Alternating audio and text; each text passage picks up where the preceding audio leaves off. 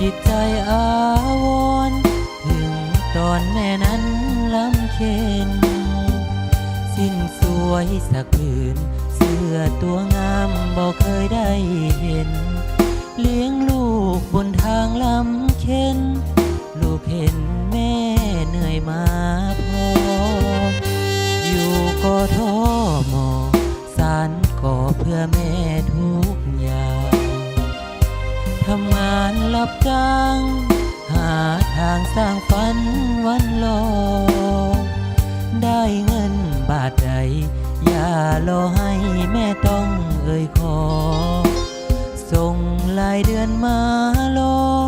คงพอให้แม่สบายผ้าสิ้นพื้นใหม่ถูกใจซื้อมาใส่หน่อยอาหารอร่อยถูกปากแม่อย่าห้ามใจงานหนักงานเบาจ้างใครเขาทำแทนก็ได้เก็บแรงไว้กอดลูกชายในวันที่กลับคืนลูกทำงานหนักเพราะอยากเห็นแม่พักผ่อนสิ่งใดบันทอนปล่อยวางเสียบ้างเถิดนาลูกเสียเหงื่อไปบ่เสียได้ดอกนะแม่จ๋าขอเพียงวันลูกคืนนะได้เห็นแม่มีสุขใจ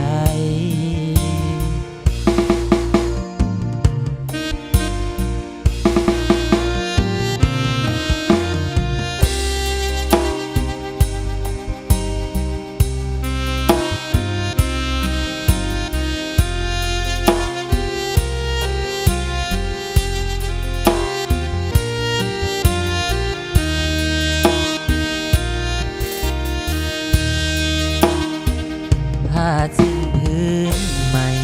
ถูกใจซื้อมาใส่หน่อยอาหารอร่อยถูกปากแม่อย่าห้ามใจ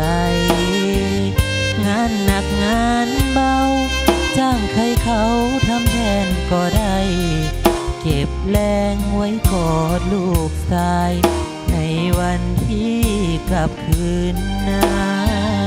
ลูกทำงานหนักเพราะอยากเห็นแม่พักผ่อนสิ่งใดบันทอน